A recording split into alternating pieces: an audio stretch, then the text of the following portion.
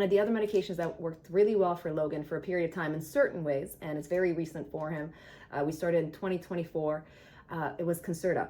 So this is a stimulant. It's almost like having caffeine, and it helps you focus after you have it.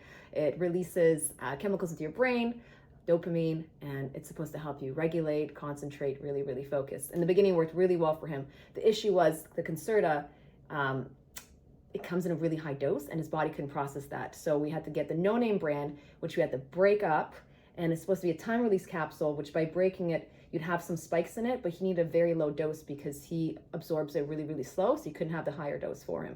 So that created a few issues for it as well.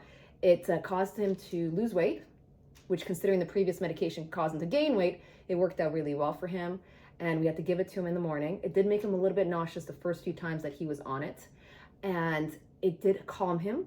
It helped him focus. However, it made him hyper-focus. So it turned from having an obsession with something to having a super obsession, or even just regular day tasks. Getting ready for school, it used to take an hour. He would take his shoes on and off and on and off and on and off, and he would be so hyper-focused on just doing those little tasks that we couldn't get through the day because he couldn't break him with a task, because then he would lose his mind. So he had to do these repetitive things over and over and over and over again, and that is the way that the Concerta affected him. Outside of that, it was actually really good for him.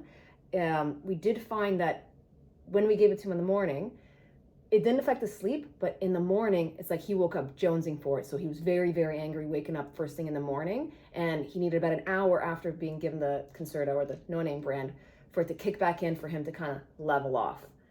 So that was one of the downsides. And we couldn't give it to him at night because then it would keep him up because it's a stimulant. So it wasn't long-term. It wasn't going to work for him, especially with the fact that it was putting up barriers for him with the OCD that was creating in his life.